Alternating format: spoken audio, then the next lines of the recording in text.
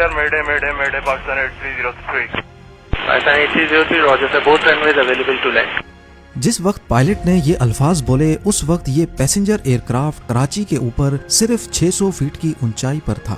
पाकिस्तान के सबसे बड़े शहर कराची में कड़कती गर्मी की वजह से हर कोई अपने घरों में बंद था। दोपहर के 2:35 हो रहे थे और किसी को भी मालूम नहीं था कि कुछ ही लम्हों के बाद कराची में एक इमरजेंसी सिचुएशन पैदा होने वाली है, क्योंकि पाकिस्तान इंटरनेशनल एयरलाइंस PK-8303 के पायलट ने मेडे का डिस्ट्रेस सिग्नल दे दिया था। इसका मतलब था कि पायलट बेबस हो चुका है और जहाज अब उसके कंट्रोल से बाहर जा चुका है।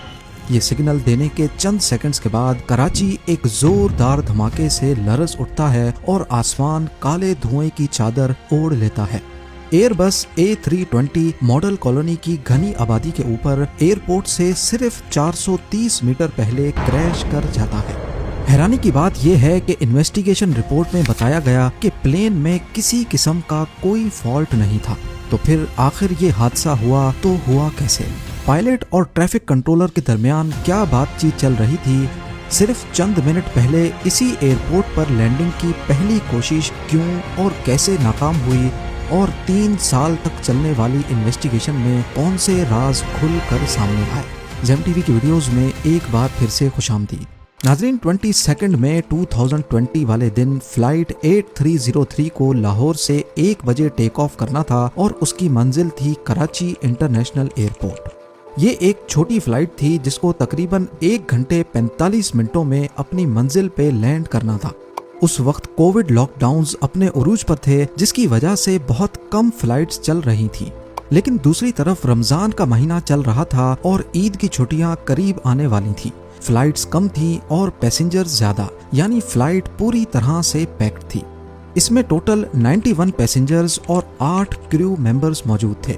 आज के दिन मौसम बिल्कुल परफेक्ट था, लाहौर में भी और कराची में भी।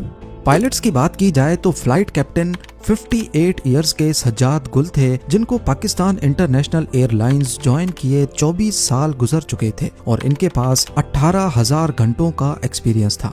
जबकि फर्स्ट ऑफिसर 33 इयर्स के उस्मान आजम थे, जिनको PIA में 10 साल गुजर चुके थे। ये 16 साल पुराना एयरबस A320 एयरक्राफ्ट था, जिसमें 2 CFM56 टर्बो फैन इंजन्स लगे थे और इन दोनों इंजन्स का इस स्टोरी में बहुत अहम किरदार है।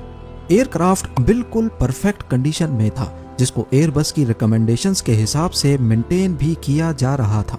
लाहौर एयरपोर्ट पर तमाम तर तैयारियां पूरी करने के बाद सिर्फ 5 मिनट के डिले के साथ दोपहर 1:05 पे जहाज टेक ऑफ हो गया। कुछ देर बाद फ्लाइट 8303 34,000 फीट की बुलंदी पर पहुंच चुकी थी, जिसको क्रूजिंग एल्टीट्यूड कहते हैं, और अगले 45 मिनटों तक इसे इसी एल्टीट्यूड पे रहना था। क्रूजिंग एल्टीट्यूड पे पहुंचते ही केबिन क्रू ने दोनों पायलट्स को स्नैक्स ऑफर किए, लेकिन क्योंकि उन्होंने रोजा रखा हुआ था तो उन्होंने मना कर दिया। क्रूजिंग के दौरान पायलट ने जहाज को ऑटो पायलट पे रखकर इधर उधर की बातें शुरू कर दी।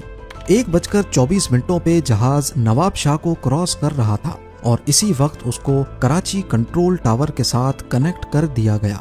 यानी पिछले कंट्रोल टावर का काम हुआ खत्म, अब आगे की जिम्मेदारी कराची टावर की थी। कराची कंट्रोल ने पायलट्स का वेलकम किया और उनको डायरेक्ट मकली पहुंचने का कहा।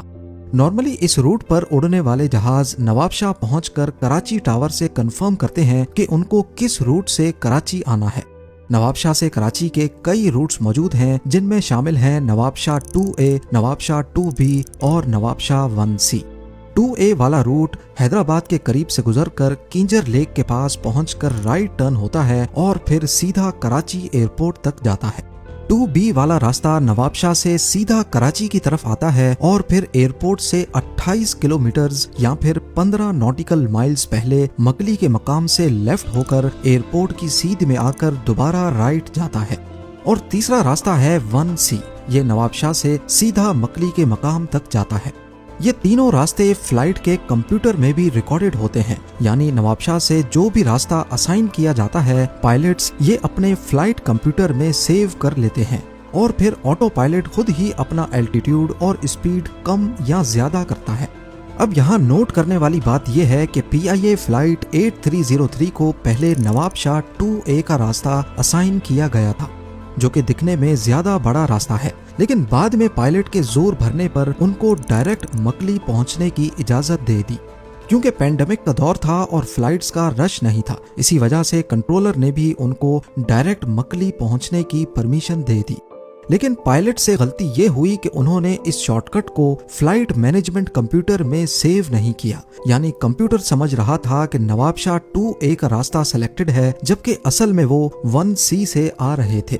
नवाब शाह पे जहाज की ऊंचाई 34,000 फीट थी, 34,000 फीट्स, और मकली वे पॉइंट पर यानी कराची एयरपोर्ट से 28 किलोमीटर पहले जहाज को 7,000 फीट तक होना चाहिए था। अब जाहिर है जहाज फौरन तो 34,000 से 7,000 पे नहीं आ सकता, तो इसको नवाब शाह से मकली के दरमियान रास्ते में ही आहिस्ता आहिस्ता अपना एल्टीट्यूड कम करना होता है। अगर रास्ता लंबा होगा तो एल्टीट्यूड आहिस्ता आहिस्ता कम होगा, और अगर रास्ता शॉर्ट होगा तो एल्टीट्यूड तेजी से कम होगा। फ्लाइट कंप्यूटर में 2A वाला रास्ता सेलेक्टेड होने की वजह से वो एल्टीट्यूड 1000 फीट पर मिनट के हिसाब से कम कर रहा था, जबकि पायलट जहाज को 1C के रास्ते ले आ रहे थे, जिसमें ज्यादा तेजी से एल्टीट्यूड कम होना चाहिए था। इसकी वजह से हुआ ये कि मकली के मकाम पर जहां जहाज को 7,000 फीट पे होना था, वो असल में 10,000 फीट पर था। कराची कंट्रोलर ने जब रेडार पे PK 8303 की ऊंचाई ज्यादा पाई तो पायलट को कहा गया कि आपकी ऊंचाई ज्यादा है, क्या आप आसानी से लैंड कर पाएंगे या फिर मकली पर ही एक गोल चक्कर लगाकर एल्टीट्यूड कम करेंगे। जिस पर कैप्टन ने बोला कि नहीं, हम कर लेंगे, और गोल चक्कर लगाने से मना कर दिया। अभी तक दोनों पायलट्स को इल्म नहीं था कि कंप्यूटर में सेव हुआ रास्ता अलग है और वो दूसरे रास्ते से आ रहे हैं। ये इन्फॉर्मेशन उनके सामने जाहिर थी, लेकिन उस पर ध्यान नहीं दिया गया। मकली के बाद ऊंचाई कम करने के लिए जहाज की नोज डाउन की गई। अब ये तेजी से नीचे आ रहा था, करीब 2400 फीट पर मिनट की स्पीड से, यानी एक मिनट में 2400 फीट कम हो रहे थे, और नोज डाउन होने की वजह से जहाज की स्पीड भी बढ़ गई।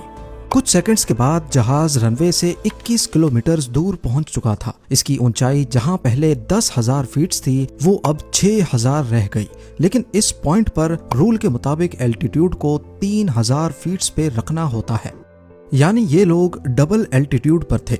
इस दौरान कंट्रोलर ने कई बार कैप्टन से राब्ता करने की कोशिश की, लेकिन फ्लाइट डाटा रिकॉर्डर के मुताबिक पायलट ने गलती से रेडियो फ्रीक्वेंसी चेंज कर दी थी। जब कैप्टन से राब्ता नहीं हो पा रहा था तो फिर इमरजेंसी फ्रीक्वेंसी के जरिए कैप्टन से राब्ता किया गया और उनको कहा गया कि आप 6,000 फीट पर हैं, जबकि यहाँ आपको 3,000 फीट पे होना चाहिए। उनको दोबारा से ऑर्बिट करने का कहा गया, जिससे जहाज की स्पीड और एल्टीट्यूड दोनों कम हो सकते थे, लेकिन इस बार भी कैप्टन ने ये कहते हुए मना कर दिया कि हम रनवे पर एस्टेब्लिश हो चुके हैं, हम कर लेंगे। इस मौके पर कैप्टन ने फर्स्ट ऑफिसर को कहा कि देखना, लैंड करने के बाद ये लोग हैरान रह जाएंगे। ये आवाज कॉकपिट वॉइस रिकॉर्डर में भी रिकॉर्ड हुई और कराची कंट्रोलर ने भी सुन लिया। कंट्रोलर ने दोबारा से उनको ऑर्बिट करने की हिदायत दी, जिस पर कैप्टन ने तीसरी बार भी मना कर दिया। इस पॉइंट पर कैप्टन को अपनी गलती का एहसास हुआ कि असल में फ्लाइट कंप्यूटर में 2A का रास्ता सेलेक्टेड था, जबकि वो 1C से आए थे। इस पर उनको ये कहते भी सुना गया, ओह ये क्या हो गया, रुके रुके, होल्ड खत्म करें। जिस पर फर्स्ट ऑफिसर ने अपना होल्ड खत्म करके कैप्टन को सारा होल्ड दे दिया। याद रहे कि यहाँ तक जहाज को फर्स्ट ऑफिसर फ्लाई कर रहे थे, जबकि कैप्टन की जिम्मेदारी हर चीज पर नजर रखना थी, और कैप्टन को इस बात का इल्म नहीं था कि फर्स्ट ऑफिसर ने लैंडिंग गियर नहीं खोला। PK 8303 बहुत तेजी से नीचे आ रही थी और एक मौके पर इसकी स्पीड 650 किलोमीटर फी घंटा से भी बढ़ गई, जिस पर वार्निंग अलार्म्स बजना शुरू हो गए। जैसे ही वो जमीन के करीब पहुंचे तो क्योंकि उनका लैंडिंग गियर नहीं खुला था, इस पर दूसरा अलार्म भी बजने लगा। इस पॉइंट पर फर्स्ट ऑफिसर डर गए और पायलट को कहा कि सर, क्या वाकई हमें एक ऑर्बिट ले लेना चाहिए जिससे स्पीड और ऊंचाई दोनों पर काबू पाया जा सकता है। लेकिन कैप्टन अपनी जिद पर अड़े हुए थे। जब वो रनवे के करीब पहुंचे तब तक जहाज में मल्टीपल अलार्म्स बज रहे थे, जिसमें एक लैंडिंग गियर का भी था। इसी कंफ्यूजन में बिना लैंडिंग गियर खुले ही जहाज को रनवे पर उतार दिया गया। 16 सेकंड्स में 4 बार जहाज रनवे से टच हुआ, जिसकी वजह से केबिन में काफी झटके आए और जहाज के दोनों इंजन्स रनवे पर रगड़ते गए और उनमें से ऑयल लीक करने लगा। कैप्टन, जो पहले ही अलार्म्स की वजह से कंफ्यूज हो चुके थे, इस पॉइंट पर आकर उनको एहसास हुआ कि उनसे क्या गलती हो गई है। लेकिन तभी फर्स्ट ऑफिसर चिल्लाकर बोले, sir take off, sir take off. घबराहट में कैप्टन ने फर्स्ट ऑफिसर की बात मान ली और लिवर नीचे करके जहाज को दोबारा ऊपर उठा लिया। एक्सपर्ट्स का मानना है कि इस मौके पर जहाज को रनवे पर ही अपने हाल पे छोड़ देना चाहिए था। ज्यादा से ज्यादा इंजन में आग लग जाती, लेकिन कम से कम वो एयरपोर्ट इमरजेंसी सर्विस के करीब तो होते। चांस था कि उस आग पर भी काबू पाया जा सकता था, लेकिन कैप्टन ने ऐसा नहीं किया। दोबारा टेक ऑफ करने पर उनको एहसास हुआ कि एक इंजन रगड़ खाने की वजह से फेल हो चुका है और अब जहाज सिर्फ एक ही इंजन पर उड़ रहा था और उसकी हालत भी कुछ ठीक नहीं थी, क्योंकि ऑयल दोनों इंजन्स में से लीक हुआ था। अब वो 3000 फीट की ऊंचाई पर पहुंचकर गो अराउंड करके दोबारा रनवे की तरफ बढ़ रहे थे, जिस पर कंट्रोल टावर ने उनको कहा कि तमाम रनवेज खाली हैं, आप किसी पर भी लैंड कर सकते हैं। इसी दौरान आखिरी इंजन में भी वाइब्रेशन शुरू हो गई और थोड़ी ही देर बाद वो भी बंद हो गया। अब जहाज बिना इंजन के रनवे की तरफ गोल चक्कर लगाकर बढ़ रहा था और उसका एल्टीट्यूड तेजी से कम हो रहा था। इस बार कैप्टन ने लैंडिंग गियर काफी पहले ही खोल दिए थे, जिसकी वजह से ड्रैग पैदा हो रहा था और स्पीड कम हो रही थी, वो स्पीड जिसकी इस वक्त उनको सबसे ज्यादा जरूरत थी। 600 फीट की ऊंचाई पर वो रनवे की सीध में आ चुके थे, लेकिन कैप्टन को अंदाजा हो चुका था कि वो रनवे तक नहीं पहुंच पाएंगे और तभी उन्होंने मेडे की कॉल दे दी। सर मेडे मेडे मेडे पाकिस्तान 8303। बस फिर कुछ ही सेकंड्स के बाद रनवे से सिर्फ 1340 मीटर पहले 2:45 पे PIA flight PK 8303 model colony के घरों के ऊपर जा गिरी। इस क्रैश से पैदा होने वाले धमाके को मीलों दूर तक भी सुना गया और काला धुआं आसमान पर उठने लगा। क्रू समेत जहाज में 99 पैसेंजर्स में से 2 लोग हैरत अंगेज तौर पे बच गए, जबकि घरों पर क्रैश करने की वजह से ग्राउंड पर एक जान का नुकसान हुआ। इमरजेंसी सर्विस फौरन पहुंच गई, लेकिन तंग गलियों की वजह से उनको काम करने में काफी मुश्किल का सामना करना पड़ा। इन्वेस्टिगेशन रिपोर्ट के मुताबिक इस एक्सीडेंट की जिम्मेदारी कैप्टन पर जाती है, जिन्होंने बार बार रूल्स एंड रेगुलेशन की खिलाफ वर्जी की और कई बार ट्रैफिक कंट्रोलर की इंस्ट्रक्शंस को मानने से इनकार किया। दूसरी जिम्मेदारी एयर ट्रैफिक कंट्रोलर की थी। उन्होंने पायलट को क्यों नहीं बताया कि उनका लैंडिंग गियर नहीं खुला हुआ। अगर पहले अटेम्प्ट में ही गियर खुला होता तो शायद ये नौबत ही नहीं आती। तीसरी वजह बताई गई कि दोनों पायलट्स उस दिन रोजे से थे, यानी उन्होंने पिछले 7-8 घंटों से कुछ नहीं खाया पिया था। बाद में रोजा रखकर फ्लाइंग करने पर पाबंदी लगा दी गई। इसी इन्वेस्टिगेशन रिपोर्ट में ये बात भी निकलकर सामने आई कि पाकिस्तान इंटरनेशनल एयरलाइंस के 40% पायलट्स के पास लाइसेंस ही नहीं है।